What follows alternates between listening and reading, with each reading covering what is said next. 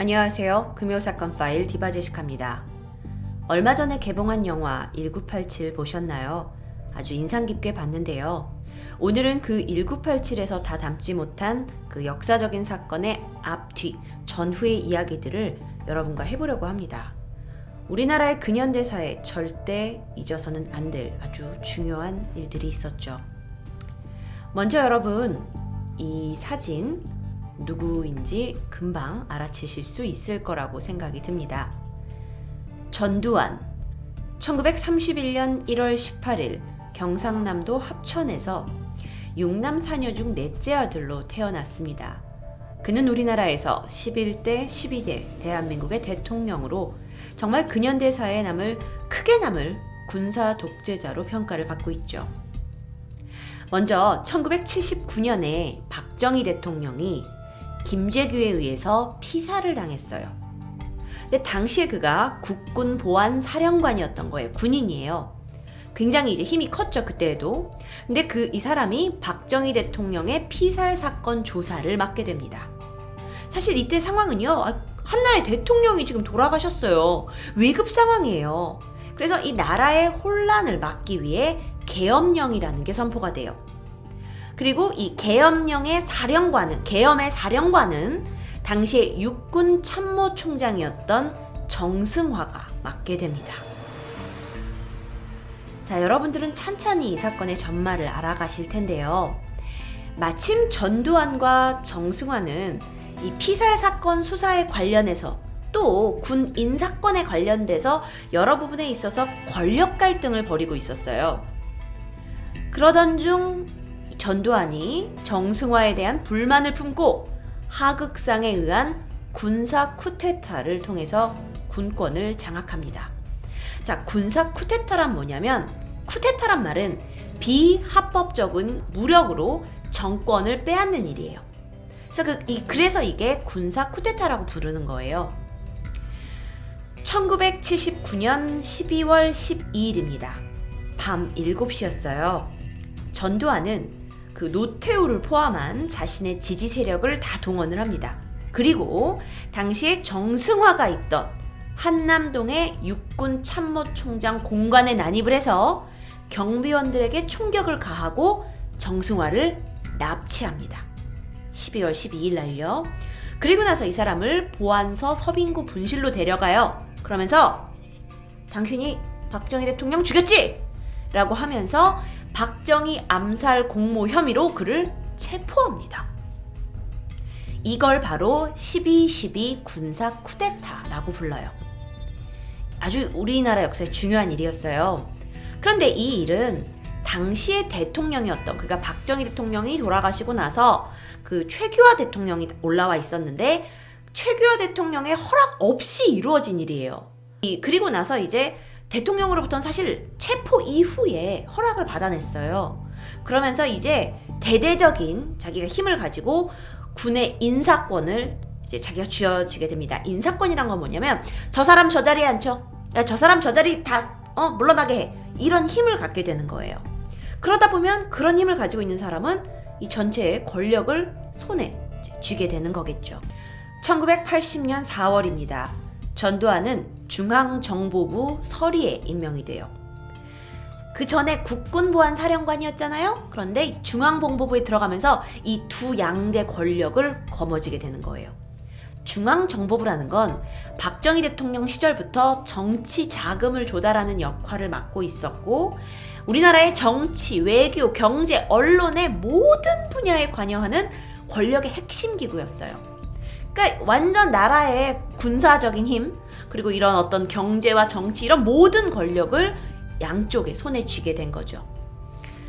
그러면서 이어서 1980년 5월 17일 날 전두환이 주요 지휘관 회의를 열어요. 그리고 비상계엄을 확대합니다. 자, 전두환의 세력을 신군부 세력이라고 불러요. 근데 이 신군부 세력이 점점 강해지니까, 그러면서 이제 뭘 해야 되냐? 나한테 반대하는 사람들은 다 숙청해야죠. 그래서 앞으로 내가 이제 집권을 하는 데 있어서, 이 나라를 다스리는 데 있어서 어떤 나한테 방해가 되는 사람들 또는 단체들을 각본을 짜놓고 탄압하고 체포하는 걸 이어갑니다. 그래서 이때 어떤 일이 이제 발생을 하냐면 여러분 잘 아시겠지만 김대중, 김영삼, 김종필 이 정계를 대표하는 삼김이라고 불러요. 이 삼김을 체포하거나 가택연금시켜요. 네. 그래서 이제 이 사람들은 뭐 꼼짝달싹 못하는 거예요. 그러니까 이 사람들이 당시에 전두환 대통령의 반대 세력인 거예요. 야, 너 체포해. 너 집에 가둬놔. 이래요. 그 외의 정치 세력들을 다 체포해 버립니다. 여러분, 이제 우리가 알고 있는 역사 속에서나 또는 최근 개봉한 영화 택시 운전사 그리고 1987에서 이 민주화 운동에 기여를 한 것으로 알려진 김대중, 그러니까 당시에는 김대중으로 부르죠. 김대중에 대한 이제 체포가 이어지는데 왜 체포를 하냐고? 아니 어떻게 사람을 그냥 체포를 해요? 뭐라고 하냐면 김대중은 북한의 사주를 받고 난동을 일으켜서 이건 국가를 완전 어지럽혔다 체포해! 라고 하게 되는 거예요. 그런데 이것이 발달이 돼서 5.18 사건이 발생하는 거죠. 계엄이라는 건 이제 나라가 비상상태라는 거예요. 근데 이 계엄이 막 확대가 돼. 우리나라는 지금 비상상태야! 이러면서 김대중을 포함한 이런 민주화 정치인들이 체포가 되고 그러니까 광주에서 학생들과 시민들이 대대적으로 시위를 벌이면서 저항을 하기 시작합니다. 이걸 여러분도 아시겠다시피 뭐라고 불러요? 광주 민주화 운동이라고 부르는 거예요. 이게 당시에 이제 사건의 사진입니다. 많은 인파가 여기에 몰렸고 학생과 시민들이 이제 모였죠. 5월 18일 날 시작이 돼서 27일까지 지속이 됐고 이에 이제 전두환 세력은 완전 다 통제했죠. 여러분 택시 운전사 보셨던 것처럼 다 이 지역 막 언론 통제하고 사람들 못 들어가게 막고 나서 공수부대를 여기다 부대를 투입을 하는 거예요. 그런 다음에 어떻게 했죠? 시민들을 학살했죠.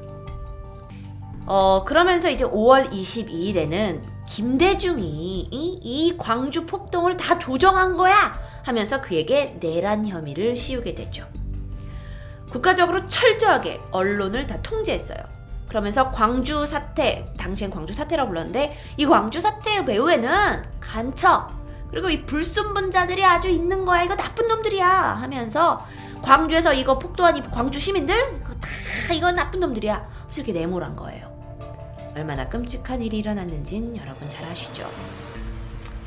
자, 그래서 이제 이에 대해서 5월 21일 날 국무총리 신현확을 비롯한 국무위원들이 책임을 지겠다는 이유로 사직서를 제출합니다.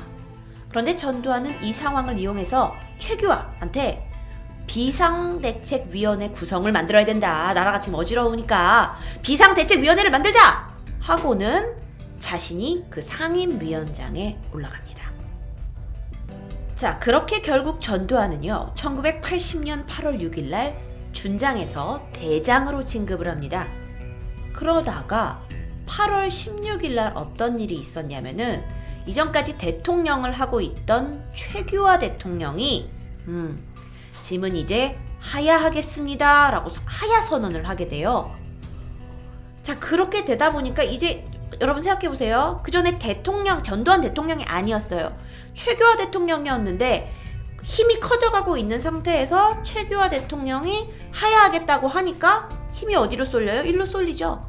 그러니까 전두환이 8월 22일 군에서 전역을 합니다. 나와요. 그리고 나의 후임, 그러니까 내가 있던 자리의 후임은 노태우다 하고 국군보안사령군의 사령관으로 노태우를 임명을 해요. 그러니까 노태우를 쉽게 얘기하면 좋은 자리에 이제 자기 밑에 자리에 꽂아둔 거죠. 그리고 나서 5일 뒤에 8월 27일이었어요. 장충체육관에서 선거가 열립니다. 선거가요. 자, 이게 그날의 선거의 모습이에요. 이 선거에 무소속으로 단독 출마해요. 이제 대통령이 없으니까 누군가 대통령이 돼야 되잖아요. 근데 이게 간접 선거예요. 국민 모두가 들어간 게 아닙니다. 근데 여기 무소속으로 단독 출마해서 99.9%의 지지율로 제11대 대통령에 당선됩니다. 그리고 1980년 9월 1일 그는 대통령에 취임을 하게 되죠. 자, 그러면 아마 이제 이 시대를 살고 있는 여러분은 궁금하실 거예요. 아니요. 저기 제시카님. 어떻게 대통령의 99.9%의 지지율로 대통령이 될 수 있죠?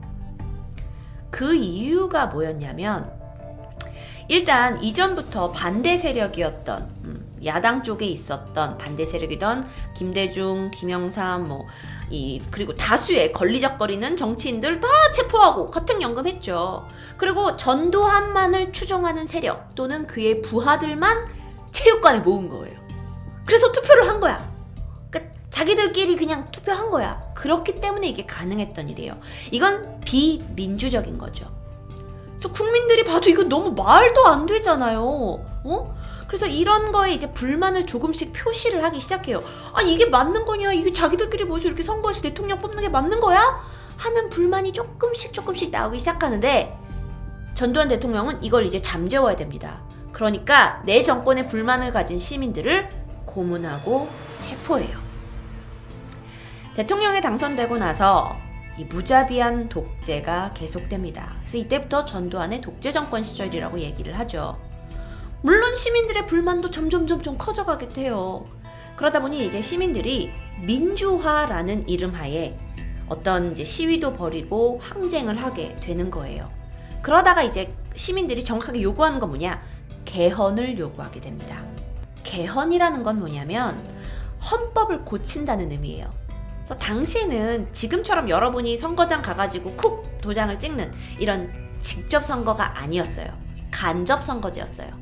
그래서 이거 말 안 된다. 우리 이제 직접 선거제로 바꾸자라고 개헌 요구를 하게 되는 거예요. 그래서 여러분 영화에서도 보셨지만 시민들이 호헌철폐를 외쳐요. 호헌철폐는 호헌이라는 건 헌법을 지키자라는 거예요. 그래서 호헌을 철폐하자, 헌법 지키는 것을 그만하자 라고 쉽게 풀이를 할 수 있어요. 한 가지 말이 더 나오죠. 독재타도. 그래서 시민들이 호헌철폐, 독재타도를 외치면서 시위를 막 벌이기 시작합니다. 다시 말하면 시민들이 자생적으로 헌법 바꿔요, 직접 선거해요, 우리 대통령 우리 손으로 뽑고 싶어요 라고 이제 처절한 목소리를 내기 시작하는 거죠. 그러던 중 1986년 5월 3일이었어요. 인천에서 대규모 민주화 시위가 일어납니다. 이걸 인천 사태 또는 인천 항쟁이라고 불러요. 인천 지역은 그 노동자 단체에 대한 그 독재 정권의 탄압이 제일 심했던 곳이에요. 사실 여기에서는 어떤 일이 벌어지고 있었냐면은 이제 곳곳에서 특히 대학생들이 호헌철폐, 독재 정권 타도 막 이러면서 이제 막 운동을 벌이고 있었잖아요. 그러니까 많이 막 잡혀갔어요.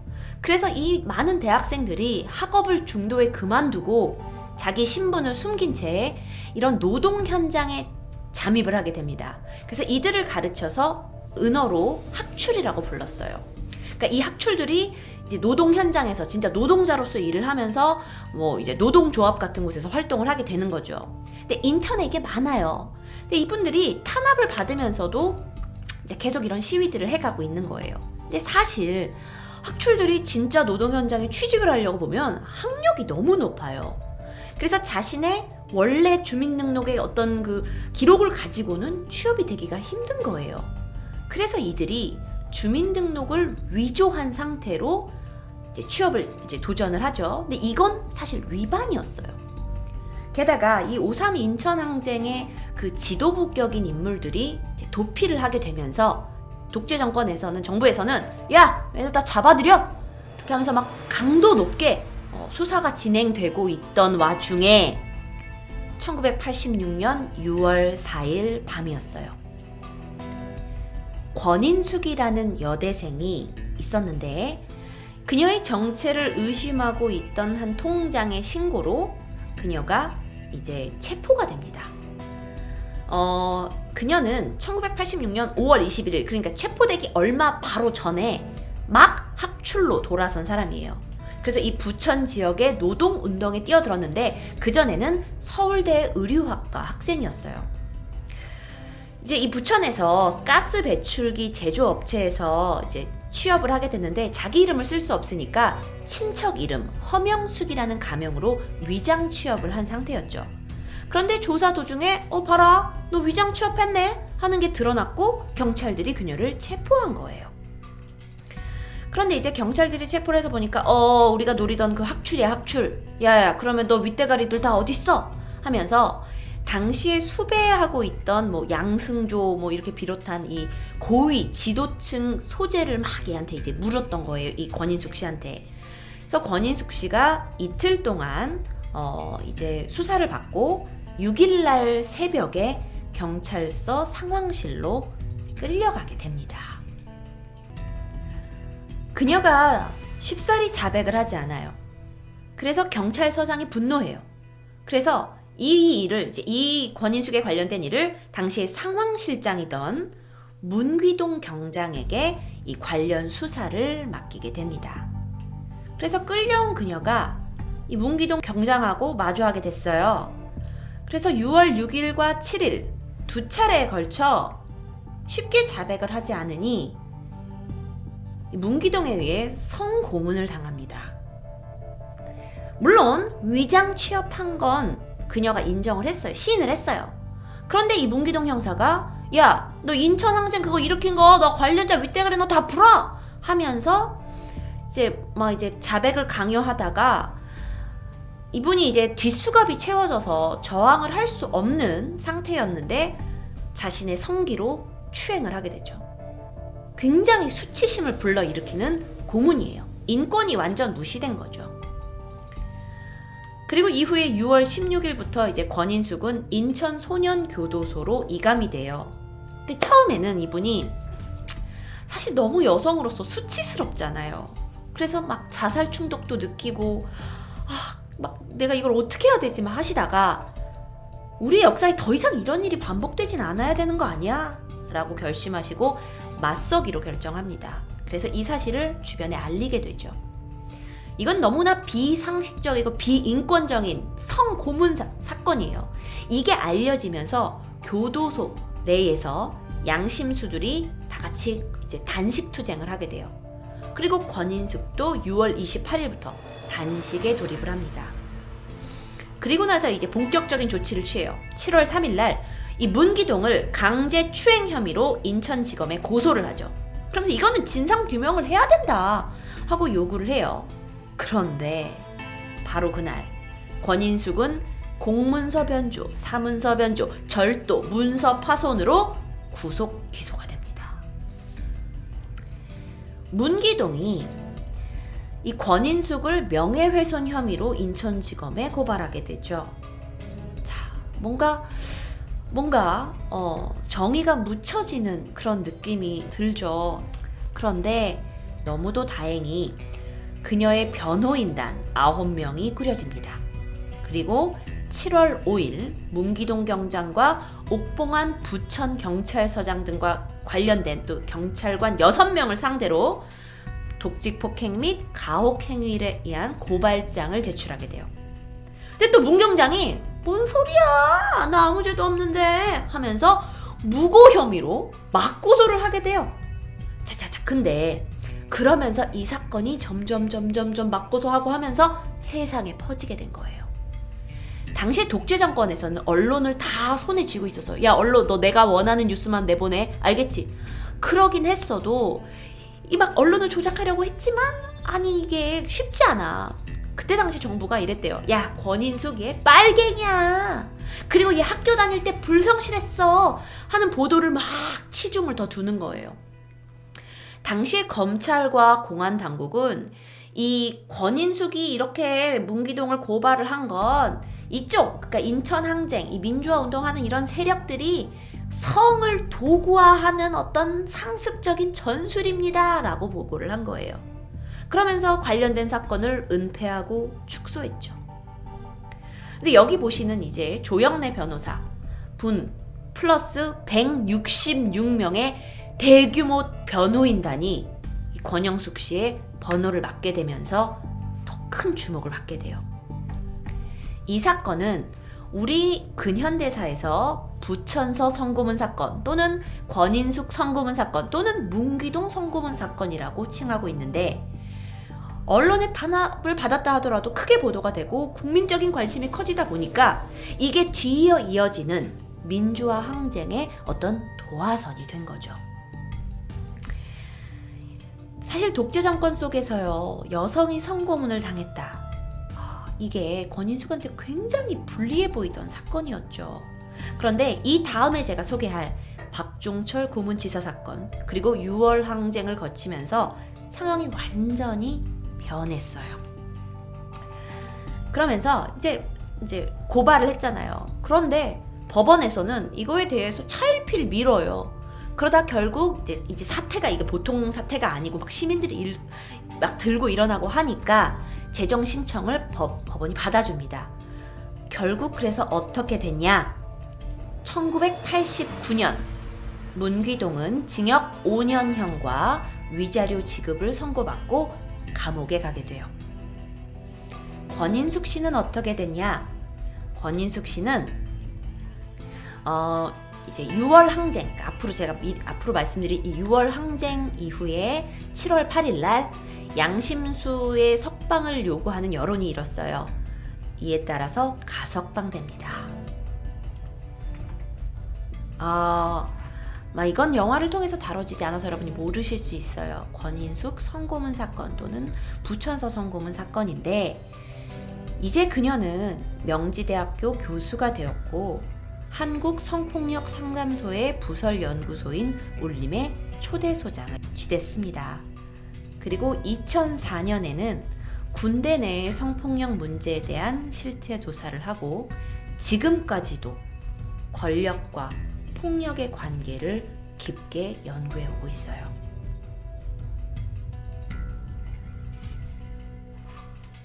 다음 영상은 아래 이어지는 영상을 통해서 보실 수가 있습니다.